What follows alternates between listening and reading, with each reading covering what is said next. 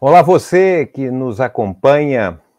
Está começando agora o debate sobre os novos horizontes do Brasil na quarta transformação estrutural, título do livro recém-publicado pela editora da Unicamp e que pode ser encontrado no sítio da própria editora da Universidade de Campinas. Em 5 capítulos, o livro oferece ao leitor elementos necessários para entender o Brasil atual, diferentemente das narrativas tradicionais. Isso porque o livro explora a tese de que o país se encontra diante de uma nova mudança de época. A quarta, se considerar os últimos 200 anos. Como mudança de época, o entendimento de que a perspectiva do futuro se impõe sobre o presente do passado. A era digital, fundamento do novo, que toma conta do cotidiano do presente e das memórias das experiências passadas. O equivalente ao que aconteceu, com a devida proporção, ainda na década de 1880, quando a primeira mudança de época se fez a partir da fundação da nação, quando a colônia fica para trás e se passa a construir a nação brasileira. Uma segunda mudança de época se estabelece a partir da década de 1880, quando o capitalismo se consolida e emerge uma nova sociedade de classes de competição. E ainda, uma terceira grande mudança estrutural ocorrida a partir da década de 1930, com a transição para a sociedade urbana e industrial. No famoso poema As Cinzas de Gramsci, de Paolo Pasolini, do ano de 1954, a descrição artística dos sentidos da transformação na história diante de dois tempos distintos, o presente do futuro e o passado do presente. O nosso presente do futuro está atualmente inscrito no horizonte da era digital, que transcorre frente ao movimento geral de deslocamento do centro dinâmico do mundo, do Ocidente para o Oriente. Simultaneamente, a emergência do novo regime climático imposto pelo antropoceno, que marca justamente a presença humana sobre a natureza, cujas consequências, para além do aumento da temperatura, transformações brutais no modo de vida. Nas palavras de Pasolini, no seu poema As Cinzas de Gramsci, diz: o pobre entre pobres, assim como eles, me apego a esperanças humilhantes. E como eles, para viver, combato todo o dia.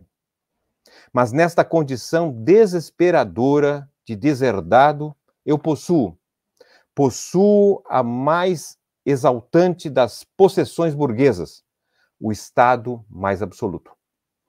Mas se possuo a história, ela me possui, e dela me ilumina. A luz que ilumina é a esperança da justiça. Com isso, termino esta breve apresentação deste livro e também aproveito a oportunidade para homenagear o professor Paul Singer, que no dia 15 de dezembro estabelece-se como o defensor da economia solidária no Brasil. Paul Singer vive. Passemos agora ao debate propriamente dito, possibilitado pelo Instituto de Economia da Universidade Estadual de Campinas, através do Centro de Estudos Sindicais e de Economia do Trabalho, CESIT. Para tanto, eu tenho a honra de anunciar a professora inspiradora Tânia Barcelar, reconhecida nacionalmente por seus estudos e engajamentos na temática do desenvolvimento regional e planejamento, com trabalhos magníficos na SUDENE, em universidades e na administração pública, uma brasileira de respeito. Do mesmo modo, apresento o ícone da política brasileira, com P maiúsculo, prefeito, deputado, governador e senador Roberto Requião, expressão da decência em vida pública e defensor da soberania e do desenvolvimento nacional. Um brasileiro de respeito.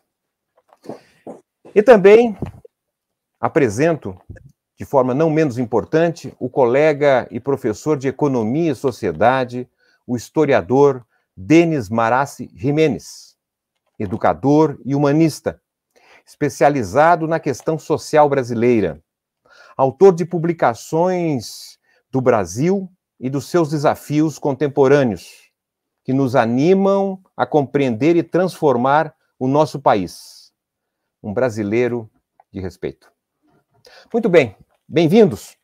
Informo que, como previsto inicialmente, a grande professora Sulamis Daim não poderá participar, infelizmente, diante da convalescência provocada pela contração da Covid-19. Pronta a recuperação, professora Sulamis, uma brasileira de respeito. Bem, então passamos para as considerações, o professor Denis Marassi Gimenez, para que possa, então, dentro de um tempo, manifestar a sua avaliação e consideração a respeito do livro que está sendo hoje, então, tornado público, Novos Horizontes do Brasil, na Quarta Transformação Estrutural. Muito obrigado, professor Denis. Satisfação ouvi-lo. Muito obrigado, Márcio Postman. Me dirijo a você como um amigo e também, da mesma maneira, um brasileiro de respeito que está na luta por um Brasil melhor há muito tempo, não é? Então, em primeiro lugar, quero agradecer ao convite por participar do lançamento do seu novo livro, Novos Horizontes do Brasil, na Quarta Transformação Estrutural. Agradecê-lo e também cumprimentar a professora Tânia Bacelar. O Márcio tem toda a razão, que é uma inspiração para todos nós, não é? Que estamos na universidade e que estamos também lutando, né, por um Brasil melhor. E o senador Roberto Requião, que também dispensa apresentações. Eu cumprimento o senador Requião pela trajetória de vida, trajetória política, e que muito colaborou nesse momento para que nós possamos transformar o país, para que nós possamos superar a fase atual que nós estamos vivendo, não é? Uma presença importante em toda a sua trajetória e importantíssima no momento que nós acabamos de viver como candidato, inclusive, no estado do Paraná. Eu cumprimento o senador Requião e faço as palavras do Márcio, um brasileiro de respeito, também que nos inspira. Bem, eu vou fazer algumas considerações sobre o livro, não é? Que eu acho que, no fundo, pode nos ajudar, não é, a compreender o livro, aqueles que nos assistem, aqueles que assistirão depois essa nossa atividade, não é? Fazer algumas considerações sobre o trabalho, que é um trabalho de fôlego, sobre um tema difícil, não é?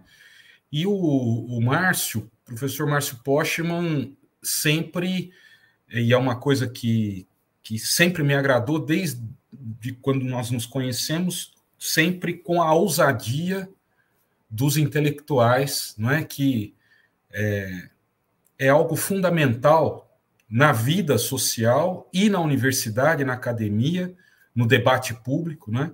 Então, o Márcio se debruçou sobre um tema espinhoso, difícil, de difícil tratamento, com muita coragem, como sempre. Então, vou fazer considerações sobre esse livro que o Márcio fez, não é?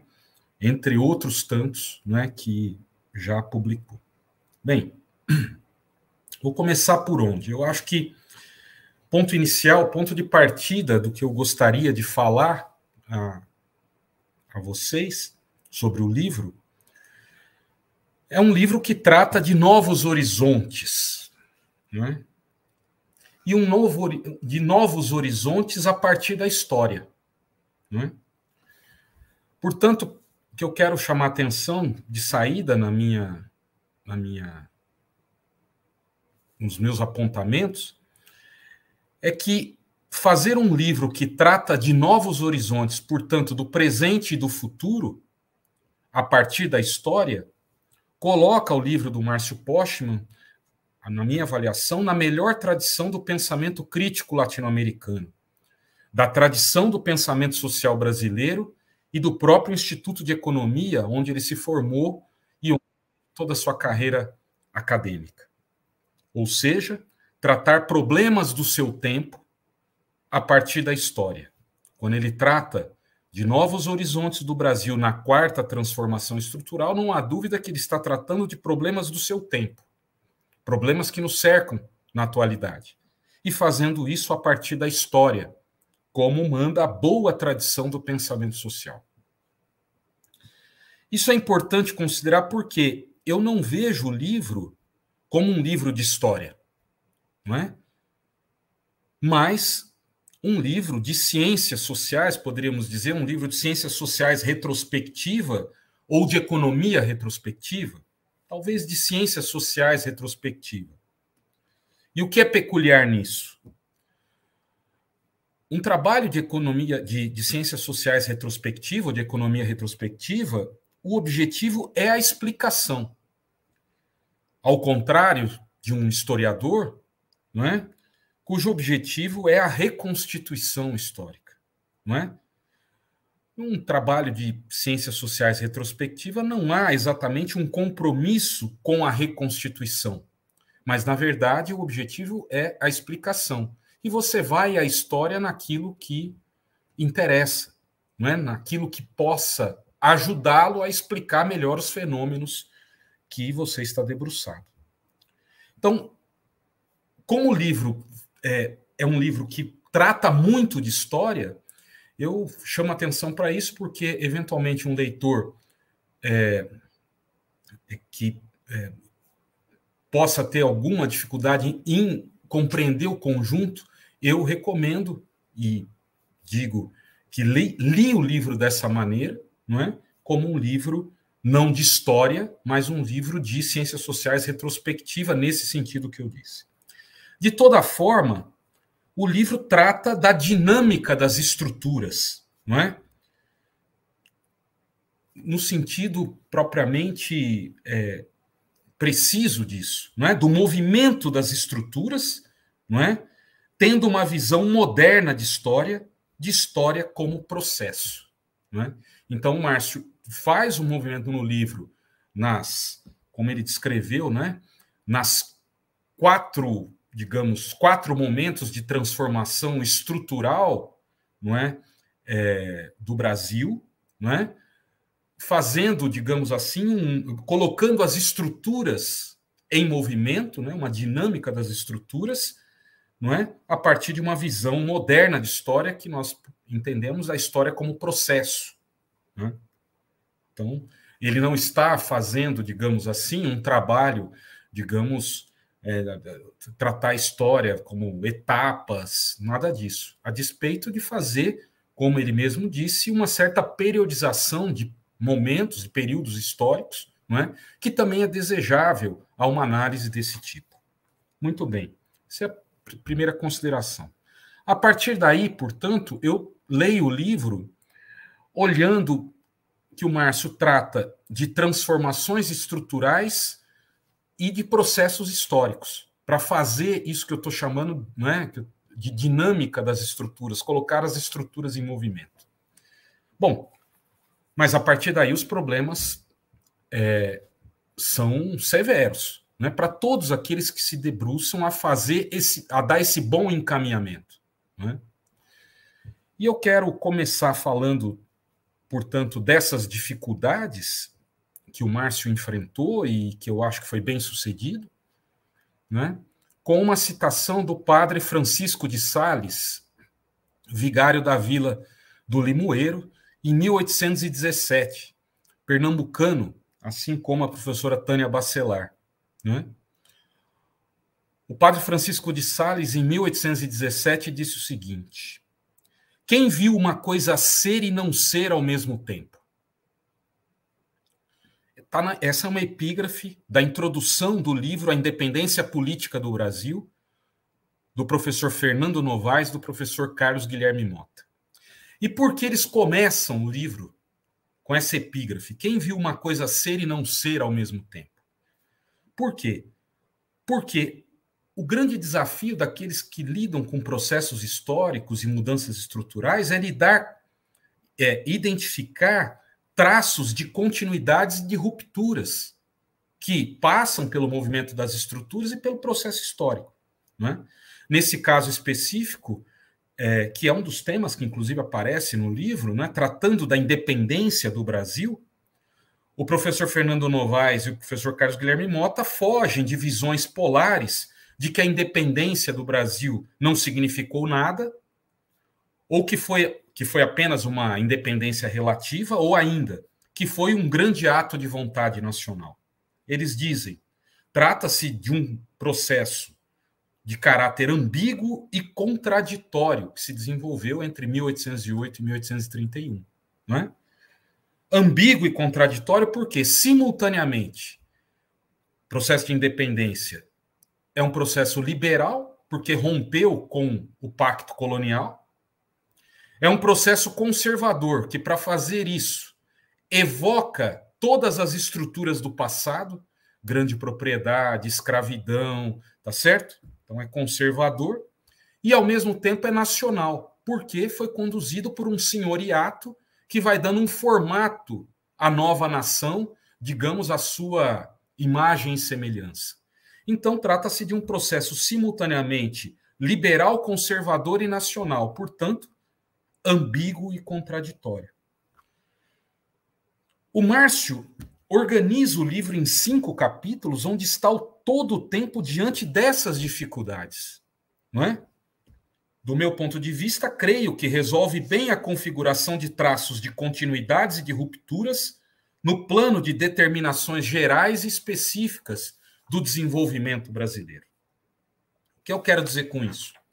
Se nós olharmos os 5 capítulos que ele já descreveu, no capítulo 1, por exemplo, e eu não vou me alongar, mas olhando, né, como exemplos do tratamento dessas dificuldades, no capítulo 1, quando o Márcio trata das especificidades das grandes transformações estruturais no Brasil, ele nos diz, lá na página 32, a experiência brasileira, abre aspas, a experiência brasileira apresenta aspectos interessantes de diferenciação entre a cultura da não ruptura e a consciência da grande transformação estrutural no país em curso, simultaneamente.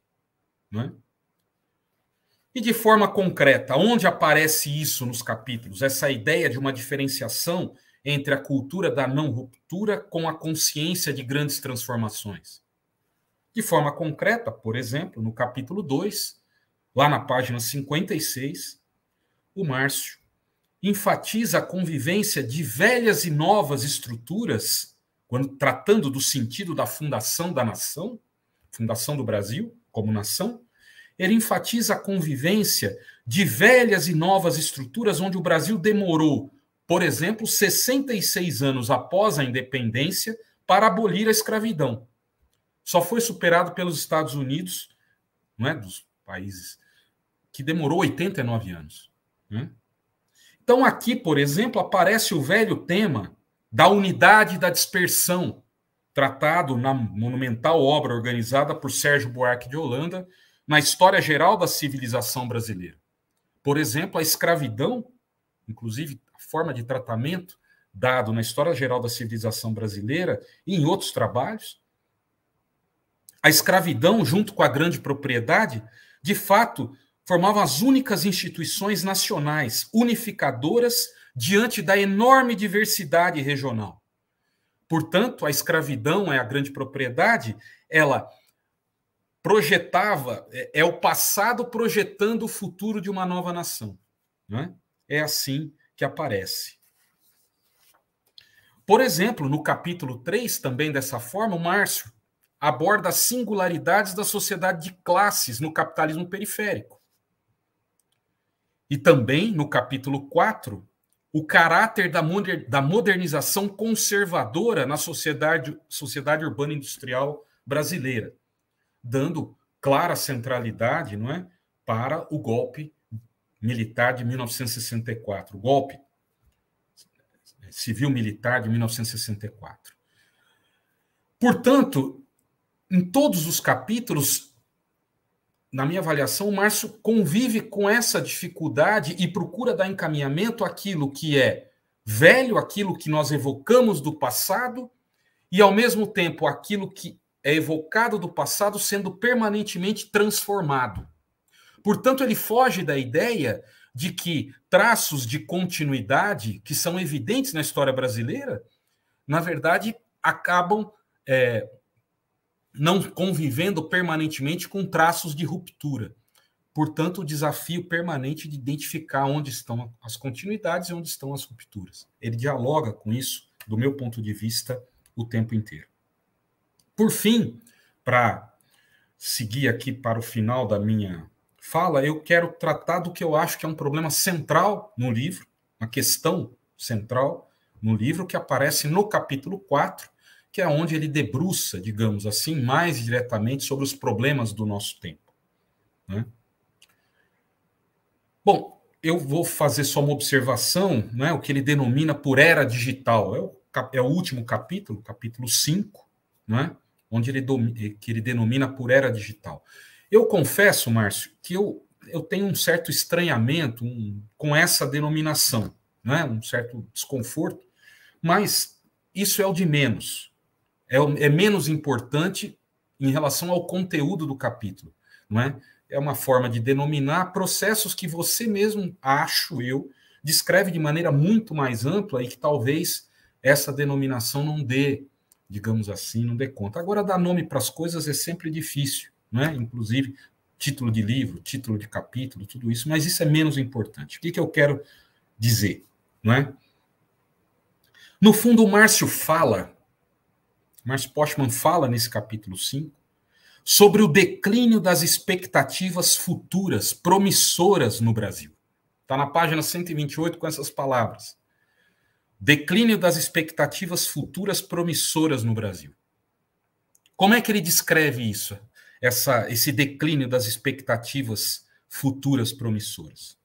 De um lado, pelo esgotamento do projeto de modernidade ocidental. Ele trata, e eu acho com percussiência, que, no fundo, o projeto de modernidade ocidental, no plano de certas determinações gerais que englobam o Brasil, é um projeto esgotado, em declínio. Não é? E os exemplos são enormes, não é? Do mundo que nasce com a Revolução Industrial, passa pela Pax Britânica e depois, agora, convive com o declínio, digamos, do Império Americano. De um lado, o declínio das expectativas futuras promissoras rebate nesse esgotamento do projeto de modernidade ocidental, e, de outro lado, evidentemente, dos problemas brasileiros, dos problemas nacionais de inserção na globalização, que são determinações internas, tá certo? Portanto, a meu juízo, e evidente, quero colocar isso para o debate, como é que eu interpretei o que o Márcio trata de maneira muito categórica nesse capítulo 5? Trata-se de uma visão crítica do esforço nacional para a inserção numa ordem decadente. Não é isso? E, nesse sentido, a percepção da quarta grande transformação estrutural imporia não a inserção na globalização ou no projeto de modernidade consagrado no século XX, mas em uma nova ordem em construção, com o protagonismo crescente do Oriente, com uma nova divisão internacional do trabalho, com revoluções tecnológicas e produtivas em sequência, com severos limites ambientais e, ao mesmo tempo, com a radicalização da redundância do trabalho, velho tema tratado originalmente pelo Marx. Entre outros fenômenos que o Márcio descreve. Isso fica claro, não é? Quando ele fala dos novos sujeitos em face da ruína da sociedade industrial que ele descreve. Novos sujeitos que prevalecem como fenômenos da regressão política, econômica, social e cultural que são visíveis no Brasil. Não só no Brasil, no mundo, pelo menos no mundo ocidental. E, por fim, quero chamar a atenção, na leitura que fiz, que o que é curioso, a forma como o Márcio trata esses problemas que eu acabei de escrever e a maneira, não é, como ele aborda os temas, ele mostra, e eu acho que aqui tem uma força do livro, que, olhando para o Brasil atual, aquilo que é mais dinâmico, do ponto de vista econômico, com reflexos sociais e políticos, o agronegócio, que permite sermos consumidores cosmopolitas. Esse computador que eu falo para vocês, evidentemente, só é possível tê-lo aqui porque há um setor exportador permitindo que nós possamos consumir sem produzir, na expressão do Celso Furtado, não é? Do grande Celso Furtado. Portanto, o setor que é mais dinâmico, o agronegócio, que permite sermos, nesse momento, consumidores cosmopolitas, expressa a junção das finanças com a terra. Portanto, o mais moderno com o mais atrasado sendo o mais dinâmico. E, nesse sentido, expressão de um tempo que o Márcio olha de maneira crítica, não é?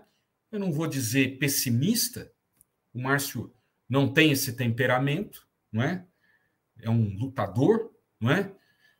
E dedica a sua vida pública escrita dessa maneira, mas, de qualquer maneira, procura ter um olhar crítico sobre o lugar que o Brasil ocupa nesse momento no mundo, em profunda transformação, com o projeto de modernização ocidental em regressão, em declínio. Então, são essas as minhas considerações. Mais uma vez, Márcio, agradeço pelo convite e fico à disposição ao debate. Também agradeço a companhia do senador Requião, da professora Tânia Bacelar. Muito obrigado. Excelente, professor Denis, resultado de uma leitura atenta e dedicada a compreender as agruras de quem ousa escrever sobre o tempo presente.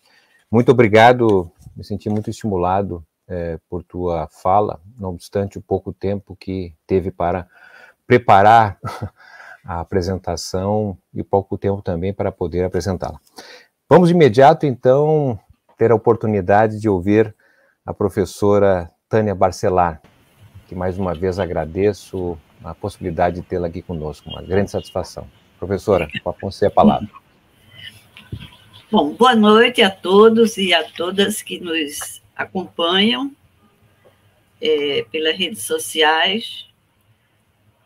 Agradeço o convite de Márcio para participar do debate dessa noite, o lançamento do livro mais recente dele. Agradeço a apresentação generosa que ele fez da minha pessoa e destaco o prazer de dividir esse momento com Denis e com o professor Roberto Requião. Vou chamar ele de professor, que, na minha visão, é um político que é uma das nossas referências. E aí eu começo destacando a oportunidade desse livro. o momento histórico em que nós vivemos no mundo e no Brasil, o que é uma ousadia. Escrever no momento em que as coisas estão acontecendo. Mas eu acho que é um livro, sobretudo, oportuno. O debate nacional está empobrecido pelos resquícios do que nós vivemos nas últimas décadas. E, sobretudo, pelo avanço do autoritarismo negacionista, da nossa situação de reféns do rentismo globalizado, agravado pela força do neoliberalismo, que Márcio descreve ao longo dos capítulos iniciais do livro. Esse contexto, acho que ele empobrece o nosso debate. Basta ver a última campanha para presidente. O debate foi muito insuficiente. E aí, eu acho que, de novo, ele é oportuno, porque eu acho que o novo governo que nós escolhemos corre um risco, na minha visão, um risco de superar o desmonte herdado, principalmente do Estado, do germe de Estado de bem-estar social que a Constituição de 88 nos legou, mas também não se discutiu o que Márcio discute nesse livro, que são os desafios estruturais. E, para mim, o risco é enfrentar esses desafios com velhas soluções. Por isso que eu acho que, sobretudo, o livro é de uma oportunidade incrível. E aí, a minha opinião de saída. Eu tenho uma ampla concordância com pontos essenciais da análise que o livro realiza e com as reflexões que ele faz sobre as oportunidades do presente e do futuro do Brasil. E aí eu tive uma leitura menos pessimista do que a de Denis. Eu achei que tem um certo tom de otimismo na parte final do livro. E aí, meio termo entre mim e ele seria Ariano Suassuna, né? Um realismo esperançoso, talvez defina melhor o esforço que ele faz.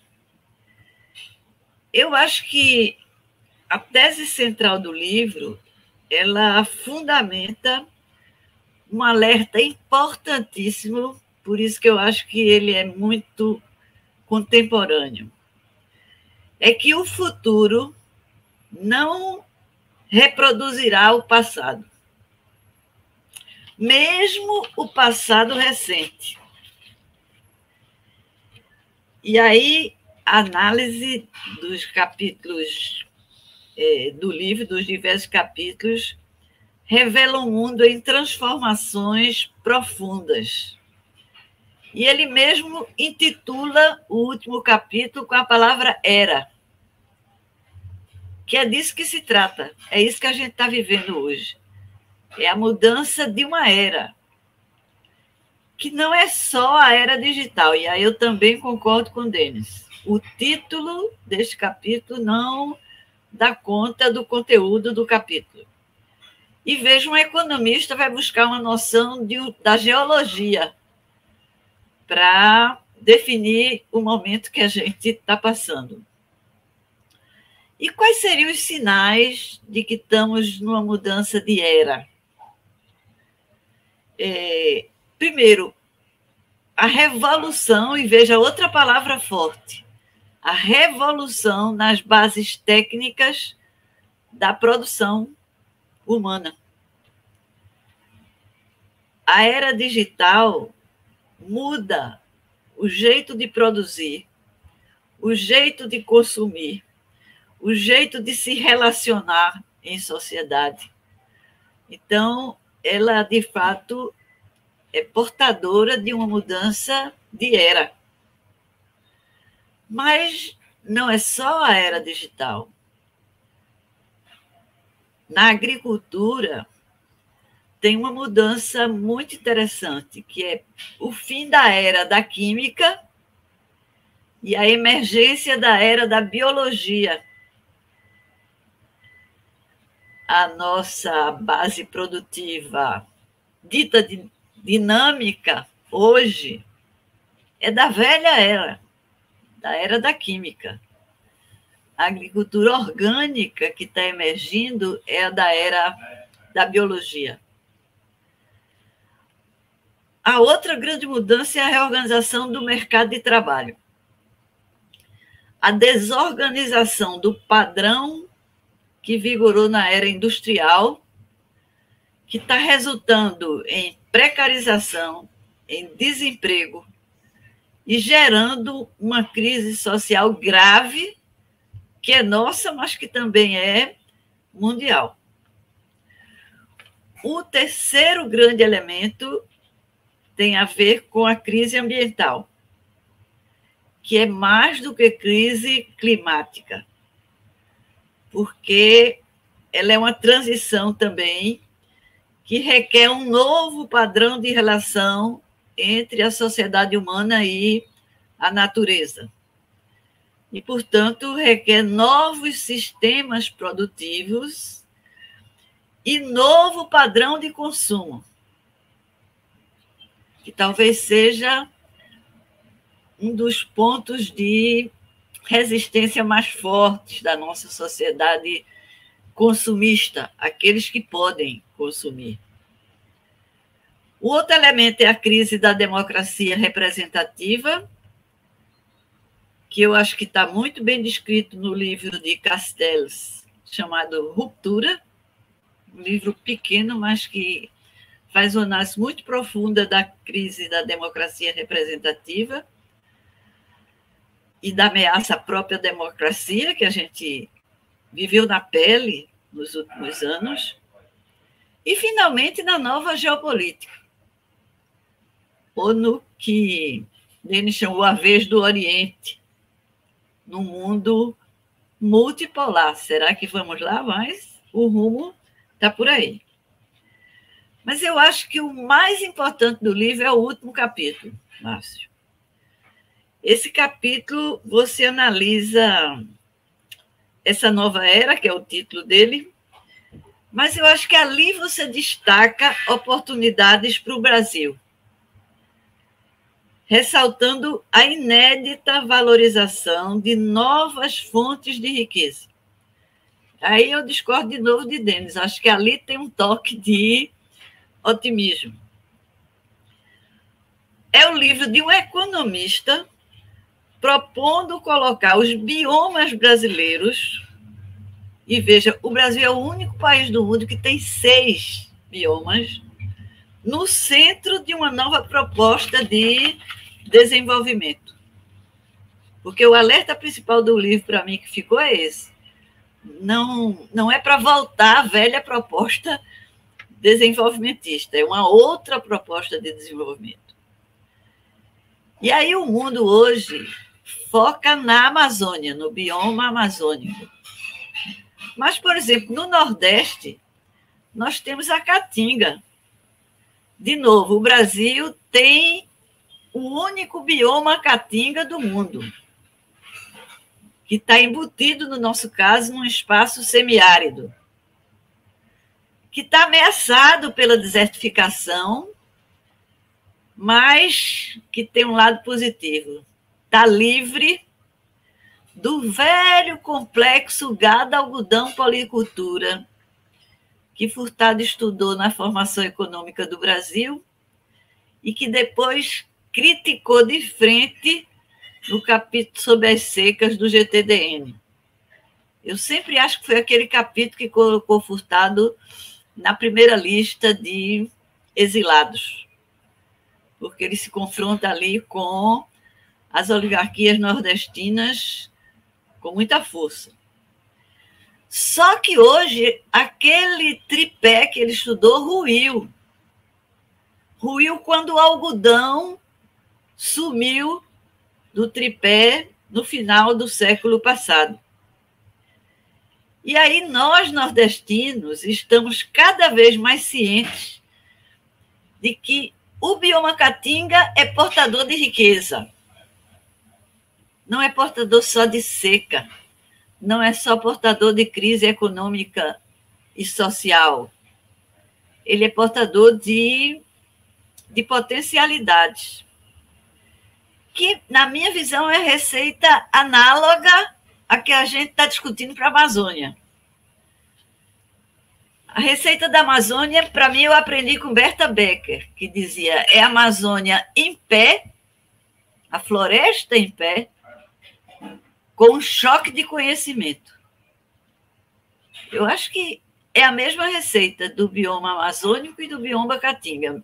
Um choque de conhecimento com base na bioeconomia. Para a gente não falar dos cerrados, né? Que, de novo, é a savana mais rica do mundo em biodiversidade. Portanto, eu acho que o livro, ele insinua, nos instiga a pensar um novo modelo de desenvolvimento. E, nesse modelo, a olhar os nossos biomas como uma nova fonte de geração de riqueza e de um novo modo de vida, que eu acho que é tudo que o mundo vai tentar no século XXI. Porque não é crise só climática, é crise ambiental. Ou muda o padrão de relação com a natureza ou não tem saída. Para os homens. Para a natureza tem. Por isso que eu espero, Márcio, que o teu livro seja amplamente discutido. Isso aqui é a primeira pitada de apresentação, mas o livro merece ser amplamente discutido em nosso país no ano de 2023. Que a gente está saindo desse momento de negacionismo, de desmonte, de desesperança, de um coronelismo renovado no absurdo orçamento secreto, e no momento em que o país tenta se soerguer, escolhe um novo governo. Mas esse governo vai priorizar corretamente, na minha leitura, em 2023, a crise social, que é grave, grande e aguda. Mas, enquanto enfrenta a crise social, eu acho que é um ano muito bom para a gente debater o futuro. Qual seria um novo projeto estratégico de desenvolvimento para o país? O governo vai recriar o Ministério do Planejamento, vai retomar o amplo diálogo social e precisa escapar do mais do mesmo, não é mais o mais do mesmo. Portanto, o teu alerta no livro é muito interessante. Atenção, Brasil, o mundo mudou, os novos tempos estão impregnados de desafios, mas para o Brasil ele tem oportunidades. Portanto, a gente vive um momento propício para um outro padrão de reinserção num outro mundo. E para a discussão de um outro modelo de desenvolvimento que vai certamente se lastrear na inovação, mas que vai dialogar com as transformações que o livro vai relatando e analisando ao longo dos primeiros capítulos. E eu desconfio que a gente está diante de uma grande oportunidade, que é valorizar a rica diversidade ambiental, socioeconômica e cultural do Brasil. Uma diversidade que foi domada pela concentração do modelo que vigorou no século XX. Eu sempre digo que a concentração domou a diversidade. E o teu livro ele nos chama a revisitar a nossa diversidade. Por isso que eu espero que o teu livro seja amplamente discutido na sociedade, nas instâncias políticas e nas instâncias governamentais. Era isso.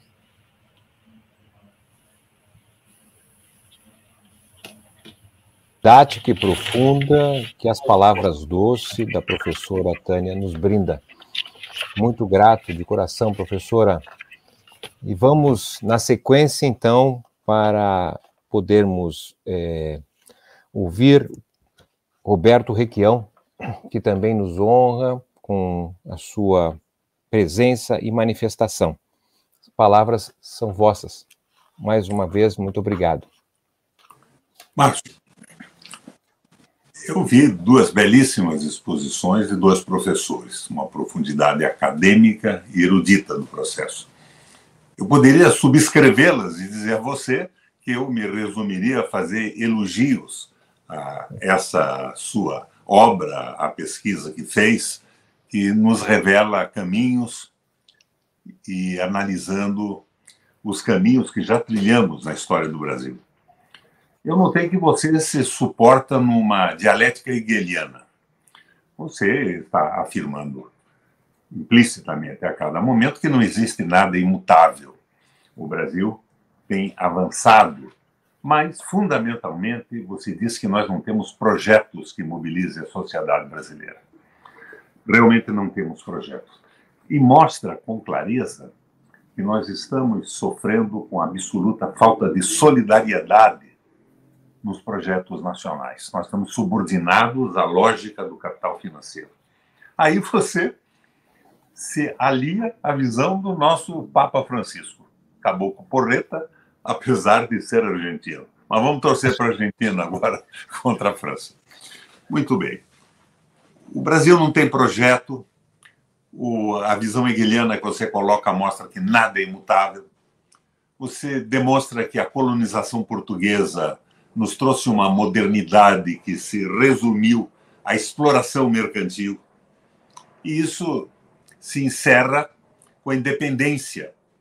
Mas a independência nos traz a influência pesada dos ingleses.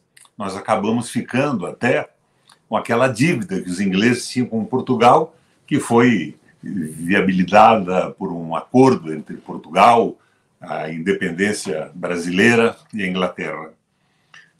Dentro desse processo, eu lembro o famoso Tratado de Methuen com Portugal e a Inglaterra, conhecido como o Tratado dos Panos e Vinhos, em que Portugal tinha o compromisso da Inglaterra de comprar panos e comprar vinhos de Portugal, mas que Portugal não podia se industrializar e tinha que se abastecer fundamentalmente dos produtos que a Inglaterra estava produzindo.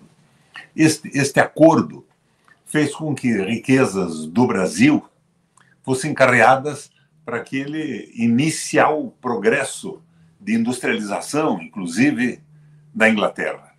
Então, isso foi até 1930, que na Revolução de 30 passa a predominar o interesse norte-americano do Brasil. Eu hoje não falo mais, o Márcio, em imperialismo americano. Eu acho que há uma dominação absoluta do capital financeiro, inclusive sobre os Estados Unidos, o projeto nacional deles e popular, e o Estado norte-americano. São os capitais financeiros se sobrepondo à força existente até do desenvolvimento industrial e do capitalismo. Os Estados Unidos conseguiu se desenvolver rompendo com aquela espécie de tratado de Methuen da Inglaterra com os Estados Unidos da independência, né? Rompeu aqueles economistas célebres todos que nós conhecemos bem.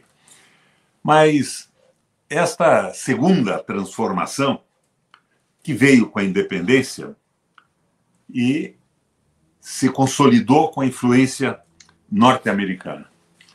Hoje, você levanta o aspecto da terceira transformação, que é uma transformação extraordinariamente possível no mundo. Eu vejo, do ponto de vista geopolítico, o que aconteceu nos últimos anos, nas últimas décadas. A Revolução Comunista na Rússia, a lui, quando ela estava firme e forte, ela levou aos países do leste europeu, por medo do avanço do comunismo, a fazerem concessões aos movimentos sociais, a partidos políticos de esquerda, e surgiu o voto da mulher, legislações de apoio ao trabalho, de garantia, de tudo mais. Agora, quando o comunismo alui, esses capitais que tinham criado a social-democracia com essas concessões resolvem ir à revanche e querem tudo isso de volta. Isso se alicerçou, a meu ver, num tripé, Márcio. A precarização do Estado, qualquer que fosse a natureza do Estado, fosse republicano, democrático ou não. E o reforço e a magnificação do Banco Central. O Estado passou a ser uma espécie de gendarme, de estrutura policial, a serviço do capital financeiro, para resistir às reivindicações populares. O segundo ponto é a precarização do parlamento, a financiarização das campanhas eleitorais. Os parlamentares eleitos não tinham mais compromisso algum com seus discursos na campanha e com os programas dos seus partidos. Eles estavam subordinados aos seus financiadores. E o terceiro ponto de apoio é a precarização da estrutura trabalhista. A fulminação absoluta dos sindicatos, o fim das contribuições, o fim da previdência social. Isto foi o início de uma tentativa de fazer valer o poder absoluto do capital financeiro no mundo. E no Brasil, isto veio no governo do Temer, se não me engano, por influência fundamental do Marcos Lisboa, que, aliás, trabalhava no nosso governo petista, mas com a ponte para o futuro. Isso se estabeleceu até agora. Em 1930, nós, brasileiros, éramos industrialmente superiores aos tigres asiáticos. Se não me engano, Tailândia, Malásia, Coreia do Sul e China. Hoje, industrialmente, nós não produzimos 9% do que eles produzem. Então, nós fomos relegados a uma contenção do crescimento industrial de forma praticamente absoluta. E isto se culminou, conforme a ponte para o futuro, na colonização do Brasil. O Brasil, trabalhando com as grandes estruturas agrícolas do mundo, sendo um plantador com uma cultura rigorosamente única a serviço dos interesses destes grupos econômicos, quando alguns agricultores, os antigos dominadores da estrutura brasileira, tolamente ingressaram nisso, não percebendo que, inclusive, nós liberamos a compra de terras brasileiras por grupos estrangeiros. Então, nós estamos nessa situação agora. E nesta situação, nós temos uma esperança incrível que eu vejo no último capítulo do seu livro. Esta crise entre a Rússia e a China com os Estados Unidos, pelo domínio do comércio mundial, está nos abrindo uma possibilidade incrível. Acabou a hegemonia absoluta dos Estados Unidos no domínio do comércio do mundo inteiro. O Brasil, com facilidade, com a experiência que o Lula tem consciência hoje de por que a Dilma caiu e por que ele foi preso. Consciência absoluta. Ele é um nacionalista. Agora, eu não posso esperar que ele faça um governo revolucionário nesse momento. Nós temos circunstâncias nacionais e internacionais que podem conter os avanços que ele deseja e os que nós desejaríamos também. Mas ele fará o possível, não é? E o possível que é? Eu tenho abordado isso de um ponto de vista aristotélico. É o ato meio, o ato eficiente. O que é o ato eficiente? Medidas que ele deve tomar nesse momento que não sejam temerárias a ponto de arriscar que ele perca o mandato presidencial, por pressão do Congresso, impeachment e tudo mais, mas que também não sejam medidas que cedam às pressões do capital financeiro e impeçam o avanço. Então, nós temos que fazer o possível, mas não menos do que o possível. Ora, você aborda a modificação, inclusive, das relações de trabalho do mundo. O próprio Lula tem falado nisso. Ele diz, quando eu fiz aquela greve do ABC, nós tínhamos 41 mil, se não me engano, é o número que ele fala, 41 mil funcionários na Volkswagen. A Volkswagen hoje tem 7.800. A Ford não existe mais, saiu do Brasil. E a forma de produção, as novas categorias da uberização, da falta de qualquer amparo legal contra todas as conquistas no mundo da social-democracia se acumulam. Ele tem que avançar nisso, mas, fundamentalmente, nós estamos vendo que nós somos compradores de tecnologia do mundo. Além do freio à industrialização, o nosso desenvolvimento tecnológico foi cortado. Os Estados Unidos, na Guerra Fria, não nos permitia mais avançar. Colocou freios na possibilidade de avanço tecnológico do Brasil. E é, como eu vejo, a sua ideia da digitalização, do mundo digital. As formas de trabalho estão se alterando, embora o trabalho industrial ainda seja um trabalho muito bem remunerado, mas com uma quantidade cada vez menor, submisso às tecnologias, à computação e à robotização. Então, nós temos que avançar nesse sentido. Nós temos que restabelecer conquistas trabalhistas. Agora, eu, por outro lado, deixando um pouco à margem essa visão histórica, eu só acredito que nós podemos avançar, inclusive digitalmente, tecnologicamente, se nós reconquistarmos o domínio da Petrobras. Alguns anos atrás, os investimentos brasileiros eram debitados na iniciativa da Petrobras em cerca de 80%. Hoje, com a paridade internacional, essa maneira de administrar e de alienar a empresa, nós não temos mais essa alavanca. A eletricidade é a mesma coisa. E isto ocorre, Márcio, no momento, por exemplo, em que a França estatizou o sistema elétrico, em que a Alemanha estatizou o sistema de energia, a energia fóssil, o petróleo e a eletricidade. Londres está reestatizando o sistema de tratamento de água e produção de água. A mesma coisa com Paris. Nós estamos no caminho contrário. Nós estamos em erros acima de erros. E ficamos na mão dessa loucura do Guedes e de uma desinformação rigorosamente absoluta. E, então, a retomada do conhecimento científico, dos investimentos em ciência e tecnologia, tem que vir acompanhada com a retomada do domínio do sistema elétrico. O sistema elétrico privatizado, descobriu a primeira-ministra da França, vira um chupa-cabra contra, inclusive, toda a economia capitalista no momento de dificuldade. Levantam tarifas de forma extraordinária e vão quebrando todo mundo e enriquecendo minorias. Este projeto está sendo levado à frente no Brasil, aqui no Paraná, fundamentalmente. A melhor empresa de energia do Brasil era a Copel do Paraná. Esses caras conseguiram na Assembleia agora uma autorização para vender o controle acionário. É uma vergonha total nesse projeto.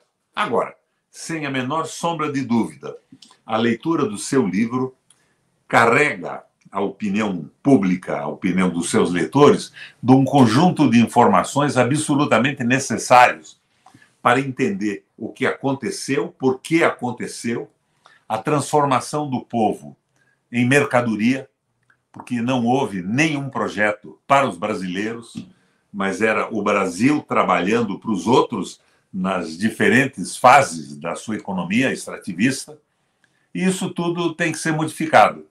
O momento é agora, e é o que a gente espera desse governo. Não milagre, mas aristotelicamente avanços.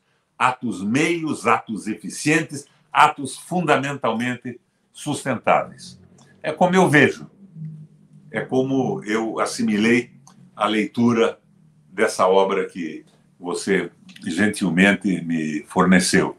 Embora faça aqui uma crítica, inclusive para a editora, a letrinha é muito pequena, e eu aqui do alto dos meus 81 anos já tive alguma dificuldade para acompanhar o livro com uma letra tão pequenininha. Foi um esforço, mas valeu a pena. Um abraço, Márcio. Outro, senador Requião, como não poderia deixar de ser uma sábia apreciação e aguda abordagem sobre os nossos desafios.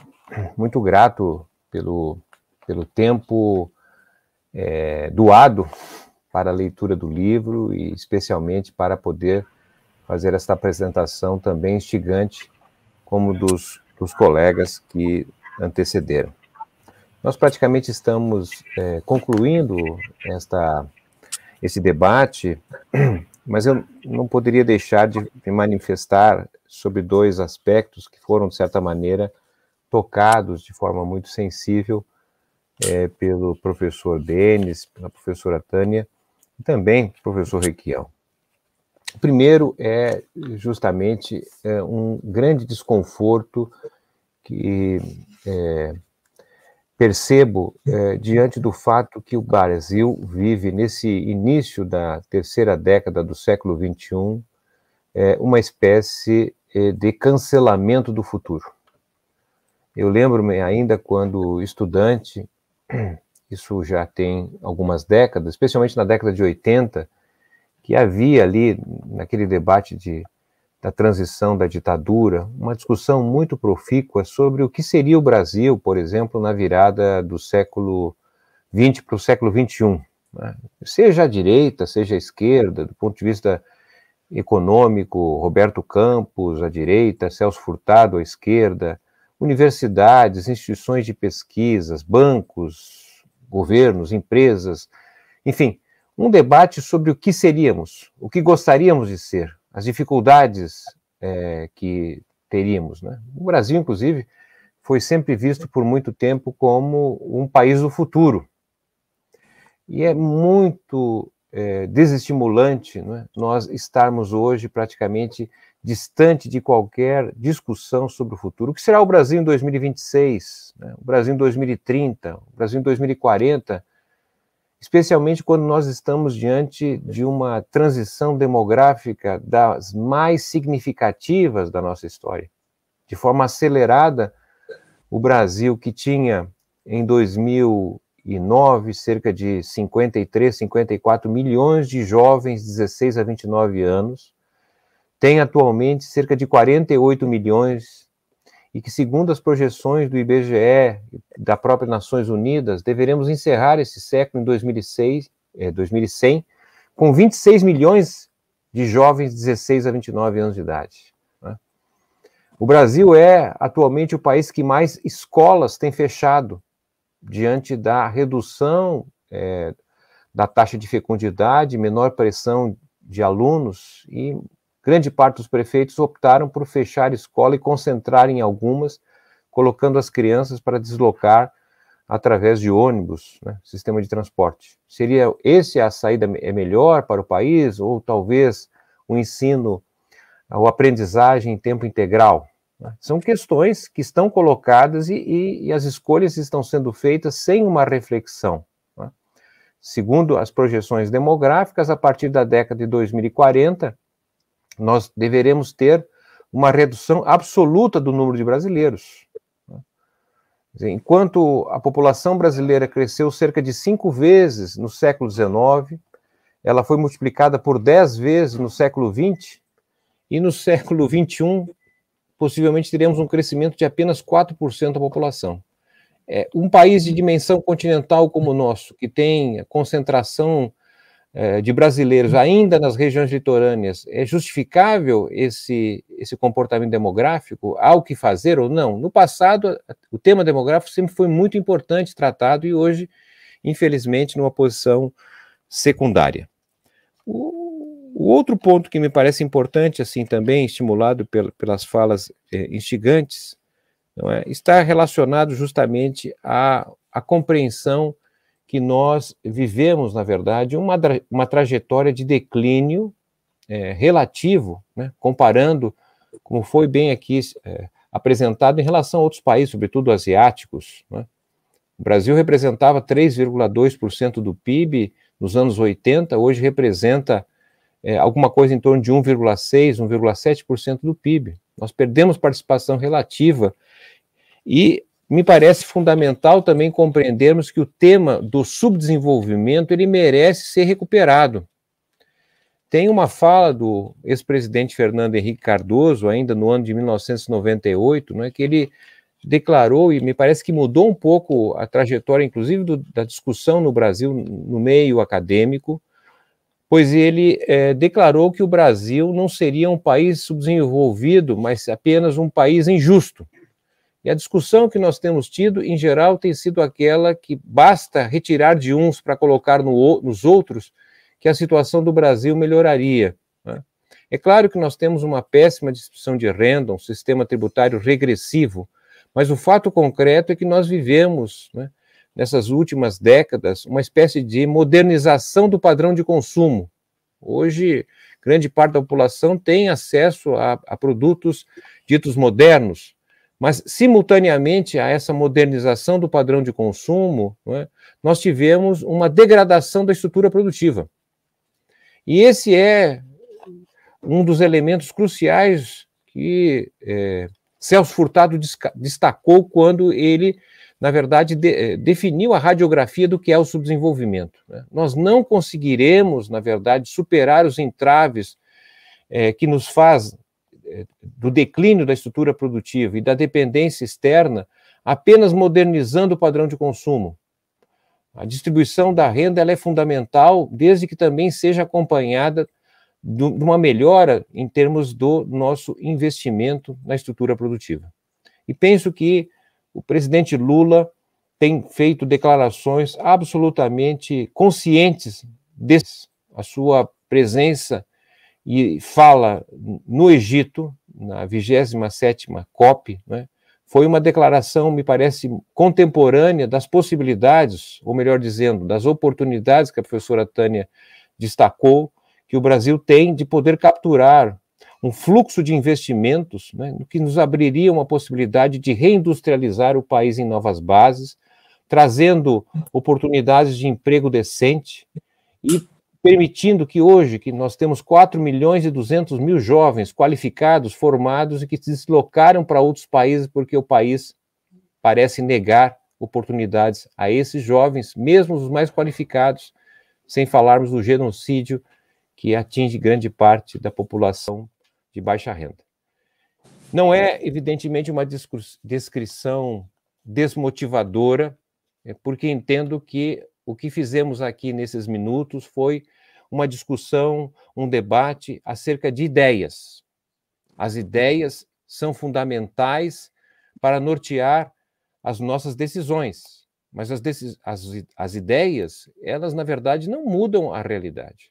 Quem muda a realidade é a ação organizada e contínua de partidos, sindicatos, da sociedade organizada. Esperamos que as ideias que vêm à tona nos ajudem a conhecer melhor o Brasil para poder transformá-lo. Ficamos por aqui, agradecendo mais uma vez de coração a você que nos acompanhou, que está fazendo a sua parte de conhecer o Brasil para também estarmos juntos nessa longa caminhada que o Brasil precisa para transformá-lo. Obrigado, Roberto Requião, Denis e Tânia Bacelar. Até uma próxima. Que o próximo ano seja, de fato, muito alvissareiro, porque precisamos.